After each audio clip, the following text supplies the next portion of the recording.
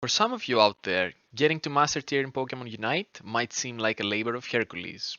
Having to fight dragons, the Guardian of Fjell Cerberus, absolutely terrible FPS drops, and most importantly, a bird that can change the outcome of the fight in just 1 minute is quite a challenge. Understanding your moves, positioning, timings, matchups, and composition difference is what we're gonna talk about in this video. When it comes down to moves, a mix of reading the moves, testing them out in the practice mode, and reading the details found in Pokemon Unite pages, links in the description by the way, can actually give you an edge over other players. Knowing the limits, the combos, and range, and cooldowns is a huge part of information that can turn the fight to your side. In this clip, we're trying to 1v1 an opposing Lucario.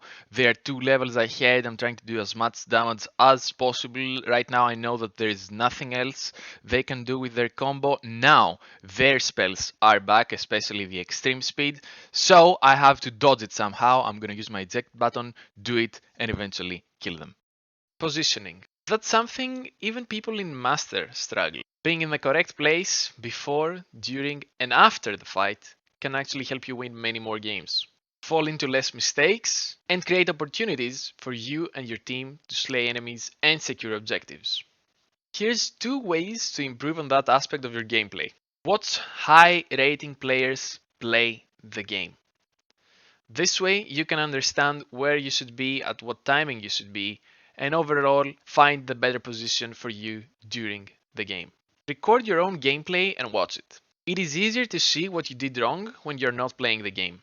This is actually the greatest action someone can take to increase their skill level. If you don't know what to look for, leave a comment down below and I can do a video of me going over my gameplay so you can have an example as well. When it comes down to timing, the most important information you need is spawn timers for Dreadnought, Rotom, Zapdos, Bees, and general camps.